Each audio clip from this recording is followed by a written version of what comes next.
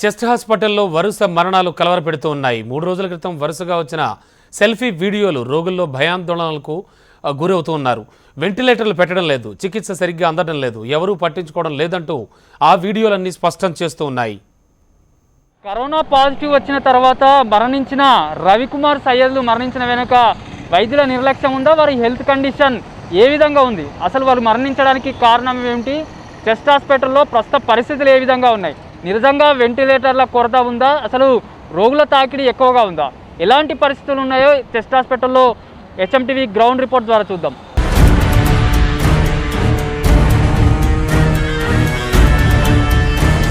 నాలుగు రోజుల క్రితం జవహర్ నగర్కు చెందిన రవికుమార్ తనకు వెంటిలేటర్ తొలగించారని, శ్వాస రావటం లేదంటూ సెల్ఫీ వీడియో తీసి చనిపోయారు. మరుసటి రోజు రెహమత్ నగర్కు చెందిన సయ్యద్ తనను ఎవరూ పట్టించుకోవటం లేదని సెల్ఫీ వీడియో తీసుకున్నారు. తర్వాత కొద్దిసేపటికే సయ్యద్ చనిపోయాడు.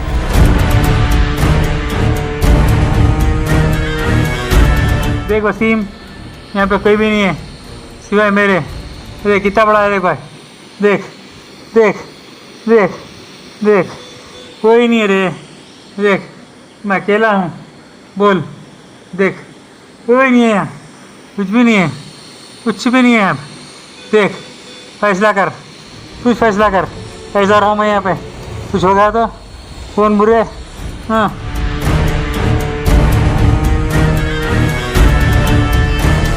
రాష్ట్రంలో రోజు రోజుకు కరోనా పాజిటివ్ కేసులు పెరుగుతున్న నేపథ్యంలో ప్రస్తుతం చెస్ట్ హాస్పిటల్ని ఓపీగా మార్చిన నేపథ్యంలో కోవిడ్కి ఓపీగా మార్చారు. ఎవరికైతే లక్షణాలు ఉంటాయో వారిని చెస్ట్ హాస్పిటల్ తీసుకొచ్చిన తర్వాత ఇక్కడ పరీక్ష నిర్వహిస్తారు. పరీక్ష చేసిన తర్వాత వచ్చే 2 రోజుల వరకు ఇక్కడే అబ్జర్వేషన్లో పెడుతుంటారు. అయితే రిజల్ట్ వచ్చిన తర్వాత పాజిటివ్ వస్తే ఇక్కడ నుంచి గాంధీకి తరలించడం, ఒకవేళ లక్షణాలు లేకపోతే ఇక్కడ నుంచి క్వారంటైన్కి తరలించడం లాంటివి చేస్తుంటారు.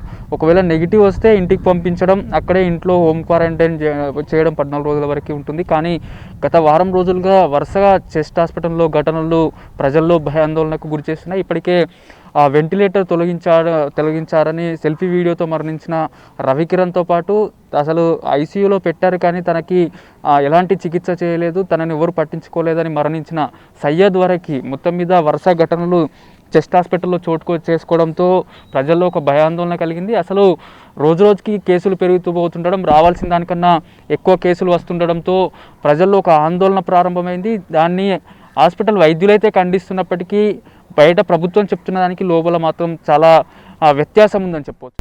ప్రస్తుతం అధిక లక్షణాలున్న కేసులే చెస్ట్ ఆసుపత్రికి వస్తున్నాయని సూపరింటెండెంట్ మహబూబ్ ఖాన్ తెలిపారు. వరుస మరణాల సంఘటనలు వైద్యుల తప్పిదం లేదని, వాళ్ల హార్ట్కి వైరస్ సోకడం, ఊపిరితిత్తులకు ఇన్ఫెక్షన్ సోకడం వల్లే మరణాలు సంభవించాయని తెలిపారు. గత 2 రోజుల క్రితం ఇటు రవికుమార్తో పాటు సయ్యద్ కూడా ఇద్దరు మరణించడం జరిగింది. ఇక్కడ హాస్పిటల్లో లోపాల వల్లే మరణించినట్టు కూడా వాళ్ళ బంధువులు ఆరోపిస్తున్నారు. అసలు ఏం జరుగుతుంది సార్ ఇక్కడ? మామూలుగా ఏదంటే ఈ ప్రపంచవ్యాప్తంగా దేశంలో ప్లస్ అన్ని రాష్ట్రాల్లో కూడా ఈ 15-20 రోజుల నుంచి ఈ కరోనా కేసులు విపరీతంగా పెరగడం జరిగింది. ఆ పెరగడంతో పాటు ఇంతకుముందు ఏంటంటే మైల్డ్ సిమ్టమ్స్, అంటే ఏదో చిన్న దగ్గు లేదా జ్వరము, ఒళ్ళు నొప్పులతో వచ్చేవాళ్ళు. కానీ ఈ గత 2 వారాల నుంచి కాస్త ఎక్కువ సీరియస్గానే వస్తున్నారు. అంటే బ్రెత్లెస్నెస్, ఆయాసంతో వస్తున్నారు. ఆ క్రమంలోనే తప్ప వేరేదేమీ లేదు. అంటే గణనీయంగా మీరు చూసినట్టే లెక్కలు చూసినట్టయితే 100, 200, 300, 1000 అట్లా దాటుకుంటూ వస్తుంది. ఆ సంఖ్య పెరిగే కొద్దీ కూడా ఇలాంటి పేషెంట్లు కూడా, అంటే సీరియస్ పేషెంట్లు కూడా వస్తారు. ఇలా వచ్చినప్పుడు మా హాస్పిటల్ జరిగింది ఏంటంటే, ఆ రోజు వచ్చినప్పుడు ఆయన ఎక్కడో బయట తిరిగి వచ్చారు. అర్ధరాత్రి పూట మేము చేర్చుకున్నాము, ఆయనకు అన్ని మందులు ఇచ్చాము. ఆక్సిజన్ కూడా ఉంది. మీరు చూసినట్లయితే ఆయన ముక్కుల్లో ఆక్సిజన్ పైపులు ఉన్నాయి. ఆక్సిజన్ కట్టేయటం కానీ ఏమీ లేదు.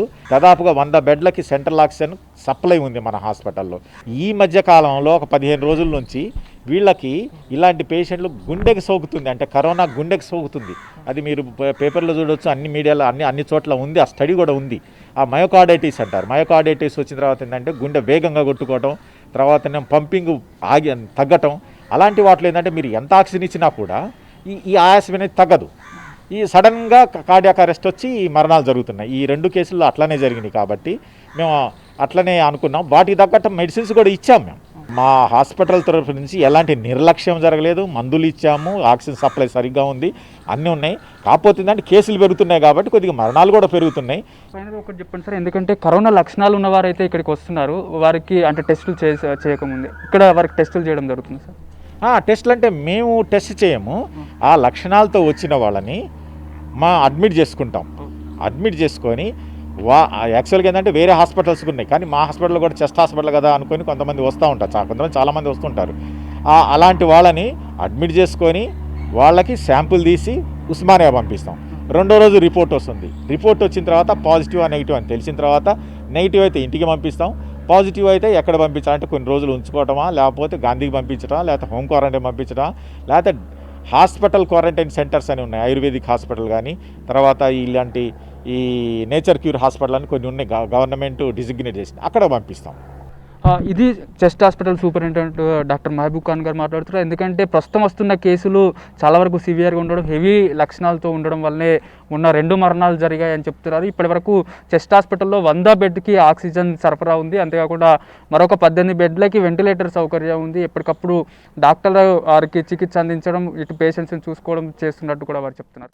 రాష్ట్రంలో రోజురోజుకు కరోనా కేసులు పెరుగుతున్నాయి. దీంతో దవాఖానాలన్నీ పూర్తిగా రోగులతో నిండిపోయాయి. దీనికి తోడు సిబ్బంది కొరత ఏర్పడింది. పైగా సౌకర్యాలు కూడా అంతంత మాత్రమే ఉన్నాయి.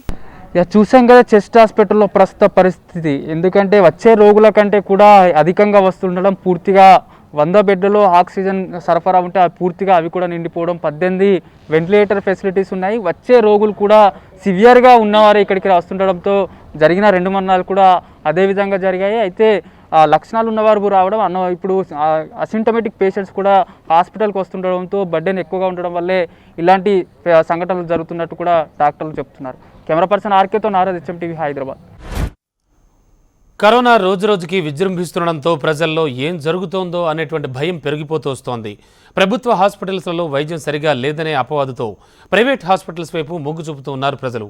ప్రైవేట్ ఆసుపత్రుల్లో లక్షలాది రూపాయల ఫీజులు వసూలు చేస్తుండడంతో హెల్త్ ఇన్సూరెన్సులు చేసుకుంటూ ఉన్నారు. కరోనా శరవేగంగా విస్తరించటం, రోజురోజుకు కేసుల సంఖ్య, మృతుల సంఖ్య పెరుగుతుండటంతో ప్రజల్లో ప్రాణభయం నెలకొంది. ఇదే అదునుగా ఇన్సూరెన్స్ కంపెనీలు షార్ట్ టర్మ్ ఇన్సూరెన్స్ పాలసీలు తీసుకొస్తున్నాయి. గతంలో హెల్త్ ఇన్సూరెన్స్ పై అంతగా ఆసక్తి చూపని వారు ఇప్పుడు కరోనా భయంతో హెల్త్ ఇన్సూరెన్స్ కు ఎగబడుతున్నారు. గతంలో హెల్త్ ఇన్సూరెన్స్ లను ధనవంతులు, ప్రైవేటు కంపెనీలు తమ ఉద్యోగులకు చేయించేవి. కరోనా నేపథ్యంలో మిడిల్ క్లాస్ ఫ్యామిలీలు కూడా హెల్త్ ఇన్సూరెన్స్ పై ఆసక్తి చూపుతున్నాయి. ప్రైవేటు ఆసుపత్రిలో కరోనా వైద్య ఖర్చులు 10 లక్షల రూపాయల ఖర్చు అవుతుండగా 10,000 రూపాయల ఇన్సూరెన్స్ తో 5 లక్షల రూపాయల వరకు చికిత్స చేయించుకునే అవకాశం ఉంది.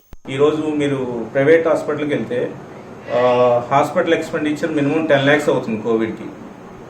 అంటే ఇది కోవిడ్ అనే కాకుండా any kind of health insurance health problem వచ్చినప్పుడు మీకు ఈ కవరేజ్ వస్తుంది. సో సేఫ్ సైడ్ కోసం మీరు ఈ హెల్త్ ఇన్సూరెన్స్ పాలసీ తీసుకుంటే ఇట్లాంటి కరోనా అనే కాకుండా ఇటువంటి ప్రాబ్లమ్స్ ఏమి వచ్చినా కూడా ఫ్యూచర్లో మనకి ఫైనాన్షియల్ ప్రాబ్లమ్స్ రాకుండా ఉంటాయి అన్నమాట. కరోనా విజృంభిస్తున్న తరుణంలో హెల్త్ ఇన్సూరెన్స్ తీసుకునే వారి సంఖ్య రోజురోజుకు పెరిగిపోతోంది. ప్రభుత్వ ఆసుపత్రుల్లో కరోనా ట్రీట్మెంట్ సరిగా లేదన్న అపవాదు ఉందని ప్రైవేటు ఆసుపత్రులకు వెళితే లక్షలాది రూపాయలు ఖర్చు అవుతూ ఉండటంతో హెల్త్ ఇన్సూరెన్స్ తీసుకోవటం బెస్ట్ అని చెబుతున్నారు. మనము ఈ రోజు హెల్త్ కార్డు తీసుకున్నాం అనుకోండి, 30 రోజులు వెయిటింగ్ పీరియడ్ ఉంటుంది. దానికి 30 రోజులు అయిపోయిన తర్వాత ఇంక్లూడింగ్ కరోనా కూడా దాంట్లో కవరేజ్ ఉంటుందండి. కరోనా కాకుండా సీజనల్ వ్యాధులు, డెంగీ కానీ, మలేరియా కానీ, టైఫాయిడ్ కానీ అన్ని రకాల జ్వరాలు కూడా కవరేజ్ ఉంటుందండి. అందుకని ఎవరైనా సరే లేట్ చేయకుండా వీలైనంత త్వరగా తీసుకుంటే వాళ్ళకు కూడా కవరేజ్ ఉంటుంది. కరోనా నేపథ్యంలో వస్తున్న షార్ట్ టర్మ్ ఇన్సూరెన్స్ పాలసీలకు ఒకేసారి ప్రీమియం చెల్లించాల్సి ఉంటుంది. రెన్యువల్ ఆప్షన్ ఉండదు. మళ్లీ కొత్తగా పాలసీ తీసుకోవాలి. ఇటు హెల్త్ ఇన్సూరెన్స్ కంపెనీలకు సంబంధించిన ఏజెంట్లు కూడా గతంలో మేమే ఫోన్ చేసి హెల్త్ ఇన్సూరెన్స్ తీసుకోండి అని చెప్తుంటే, కానీ నెల రోజులుగా మాత్రం వాళ్ళే రోజుకు ఒక 30-40 కాల్స్ వరకు వస్తున్నాయి. హెల్త్ ఇన్సూరెన్స్ చేపించుకుంటామని మొగ్గు చూపుతున్న నేపథ్యంలో ప్రజల్లో భయం ఏ విధంగా ఉందో అర్థమవుతుంది. దీని ద్వారా హెల్త్ ఇన్సూరెన్స్ కంపెనీలు కూడా పెద్ద ఎత్తున వివిధ ఆఫర్లతో ముందుకు వస్తున్నాయని చెప్పవచ్చు. కెమెరా పర్సన్ శేఖర్తో నారాజ్, HM TV, హైదరాబాద్.